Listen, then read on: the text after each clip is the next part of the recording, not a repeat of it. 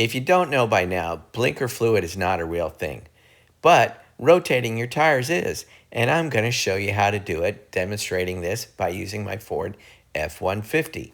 Tire rotation is easy and it's something you should do.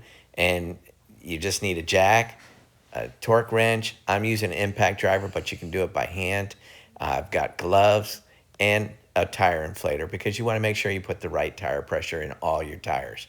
And when you move them around, you'll have to drive for about a mile, but then it'll work. So here's the pattern we're going to use to rotate the tires. We're going to move the spare to the first position, and then the first to the second, third, and fourth, and then we're finish up by the fifth position. So right now we're taking that right side rear and putting it on the driver's side front, and then we're going to take that driver's side front and put it on the passenger side rear. Now, if you have directional tires, this is the pattern you're going to use, front to back and back to front, because those tires have to rotate in a specific direction.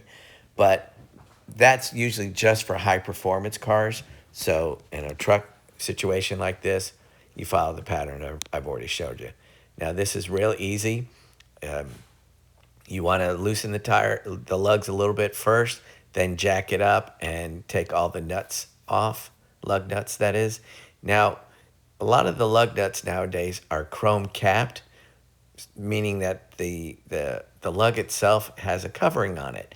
And sometimes that will swell up with heat and then cool down and all that. So they could be require replacement, not because the lug is bad, but the chrome cap is bad. So depending on the mileage on your vehicle, you might have a couple of extra lugs when you do this job. I had about 2 that were close. So the next time I do this, I'll have about 3 to 5 lugs spare with me. You always want to hand torque all your lug nuts to the proper specifications, and you're going to use a star pattern.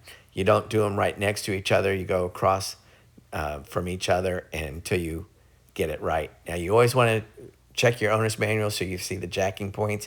You can see on the F-150, there's a little arrow there on the frame that shows me where it goes. On the back, it just goes on the rear axle. And here I'm checking my brakes, and not only the rotors, but the pads to make sure that I don't need to do any brake service. And I didn't, so now I'm just putting everything back together. Now this channel is a new channel and it's designed for you. It's going to answer questions that you've always had about vehicles.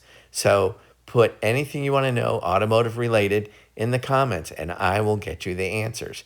Even if I don't know, I'll do the research and get you the answer and try and demonstrate what I'm saying to you. Again, here we just want to jack up the vehicle, and this is the last tire we have to swap.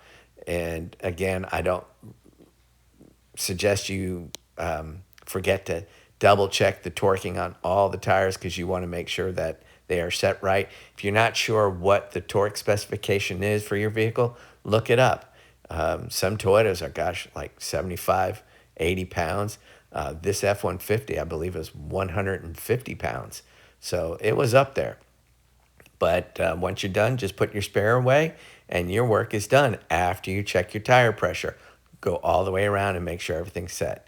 So that's it for this episode. Have a great day and thanks for watching.